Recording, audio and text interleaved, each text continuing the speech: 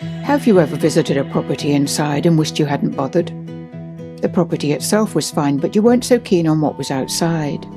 We know buyers planning a purchase in Spain have probably spent hours staring at thumbnail images online which tell you nothing. Then they get stuck into visiting properties with estate agents, but we think that's way too early.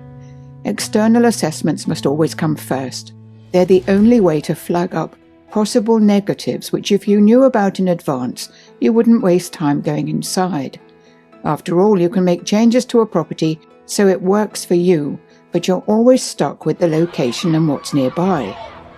So what might be on your list of things to avoid when looking for your home in Spain? Noise is probably one of them, but it's not just noise that can really spoil the nearby environment. Electricity pylons, mobile masts, poorly maintained properties and empty plots nearby are all negatives I'm on the lookout for. And I would never recommend a property for shortlisting if there's a row of garbage bins right in front of the entrance. Apart from it being unsightly and in high temperatures a bit smelly, while it's great to have daily rubbish collections in Spain, they're mostly at night. So while you may get used to it over time, being woken at 3 a.m. or whatever time it is best avoided.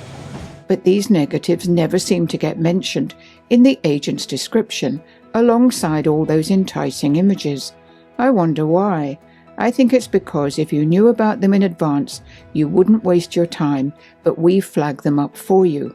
Why is it so essential to check everything about the nearby environment when doing an external assessment? We spend so much time outdoors throughout the year.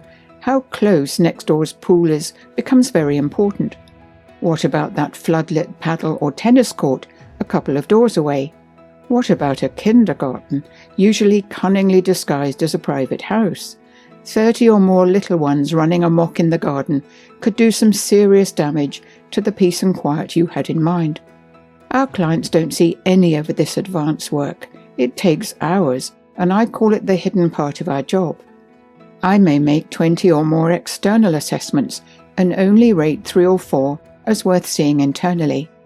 But it must be done, and only then will I see inside.